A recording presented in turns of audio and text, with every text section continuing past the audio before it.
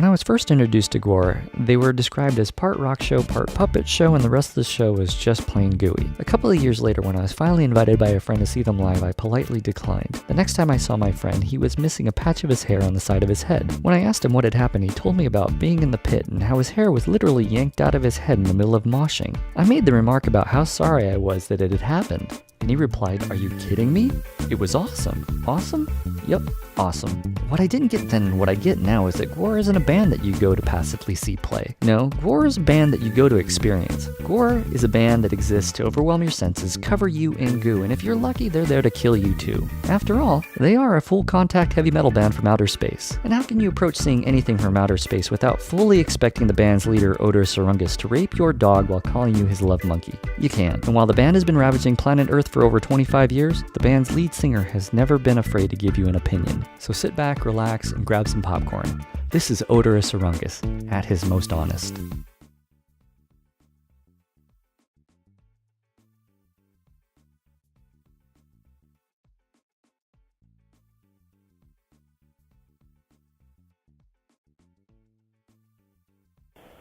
Hey, what's up? Hi, how are you? How you been? I'm fine. How are you today? Good. Been looking forward to this for a while.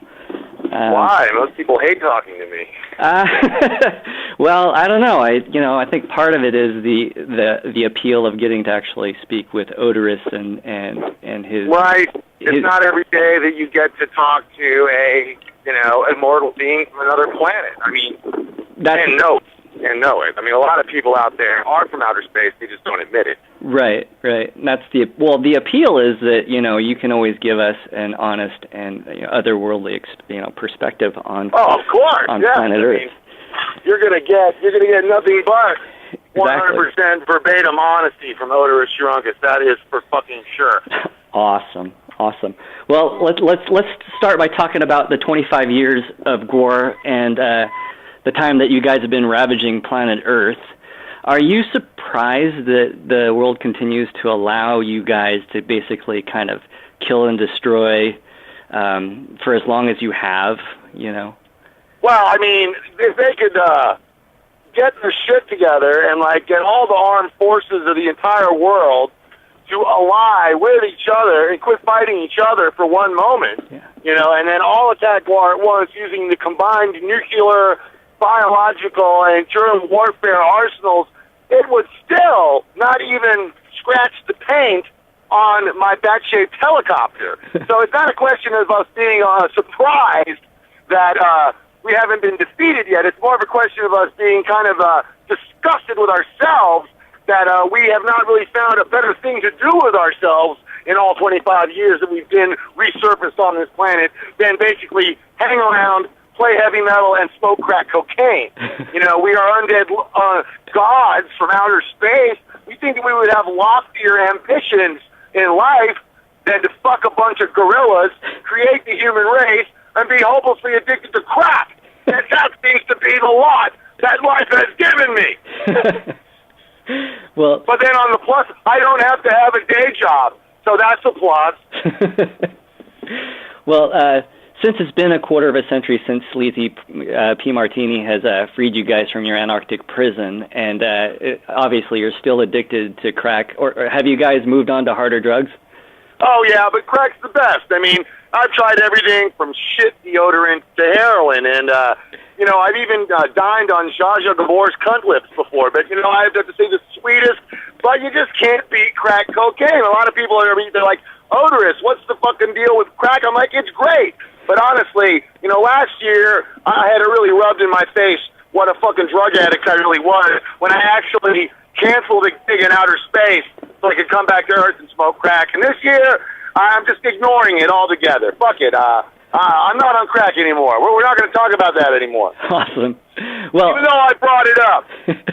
Well, let's get back to it real quick, though. So over the years, there have been probably, there's going to always be a list of celebrities, as long as you're phallus, that seem to get themselves addicted to some drug. If Gwar were to start a rehab program, what would that program be and how would it be implemented? Well, one of the things that humans do that actually is kind of interesting and fairly endearing to Gwar is the way that you grow pubic hair. And I would have to say, I really don't care about rehabbing humans, but I am into growing pubic hair in giant factories and then having it painfully waxed off of you. And you might ask me why I'm doing this. Is because I don't believe that humans should be allowed to kill animals for their fur, but I know humans have this weird desire to wear clothing. So what I would do is take all you fucking drug addicts and make you shave your pubes, or have them painfully wax clear of your genitals, and then I would set up these big knitting circles, sewing circles, where people made garments for celebrities out of their own pubic hair. What do you think of that idea? I actually think that that's probably one of the better ideas that I've heard. It's certainly... Are you in? Are you backing it? What's that? Are you backing it? Oh, I'm totally backing it, 100%. Okay. As soon as I get one of those, as soon as I get it set up, I'm going to expect to see you there. Awesome. I'll be first in line for the waxing. Yeah, the pubic waxing in order to save animals from being killed for their fur. I think I should talk to PETA and see if I could get them to back it. Well, yeah, absolutely. I know. I don't know why they won't let me be president. Maybe one day. Well, let's talk about the new album that's coming up in November. It's fucking great. Yeah. First of all. So what can fans expect from the new music, and do you have an initial favorite song yet?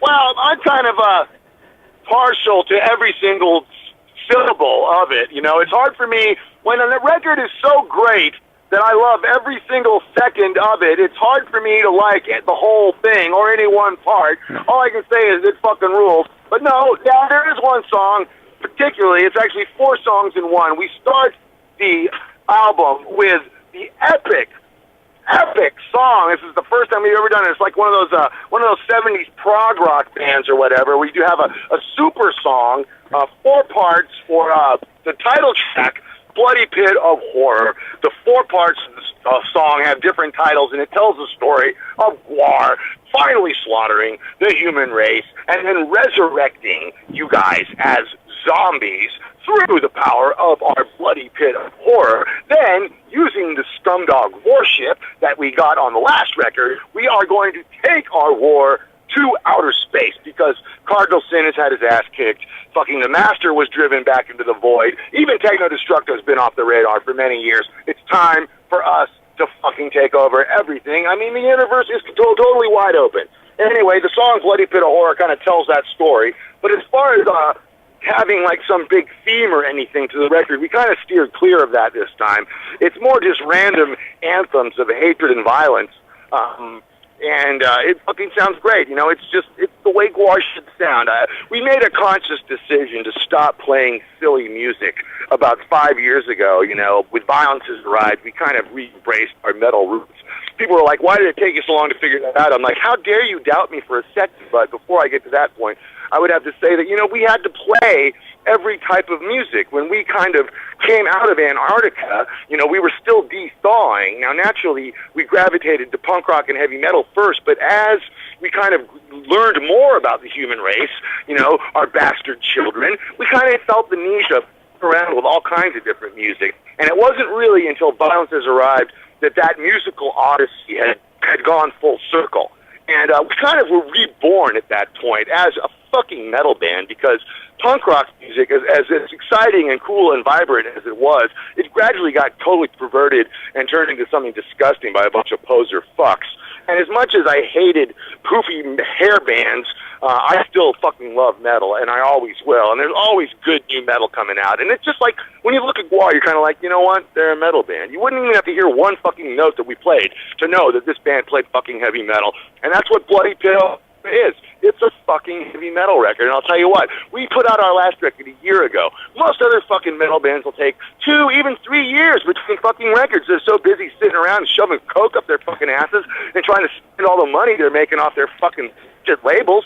Well, you know, we fucking throw the glove down, the gauntlet down once again. And we're just, you know, when we're so good looking, we're so sexy, it kind of distracts people from the music, you know? But this time we're like trying to get people to look past my shitly ass and just fucking deal with the fact that not only does Gwar have the greatest show in rock and roll history, our fucking music kicks fucking ass. And that's what this record is going to do to everybody. Well, that sounds awesome, actually. Yeah, that was a pretty good cheer. I could be a fucking cheerleader. You should. Well, definitely you should. And I just I've always been great. Always been really good at talking about myself in a very complimentary manner. Well, yeah, and we're definitely looking forward to it, and we're really glad that you guys are still out there and pumping out the good music. Well, you know, the advantage we have over human bands is that we're immortal, and we can make as many shitty albums as we want, and it doesn't matter. We can just turn it on, off anytime we fucking feel like it. I mean, a lot of people don't understand. While we were making some of those first records of Gwar's, and the music maybe was a little more simple, not quite. We were actually physically thawing out. I mean, we've been frozen solid for several million years. I mean, it took about 17 years to get the frost completely out of the fingers. And Gladys will tell you, that was how long it took him to really start cranking out those wicked solos. Right. Yeah, we were fucking pot pies there. We were fucking popsicles. Well, even so, you guys still managed to somehow invade our culture, and that goes into the next question. Since you guys have found yourself in a bunch of places, whether you're a guest on Fox News or you're in movies like Empire Records, or even being a plot for a video game over the years.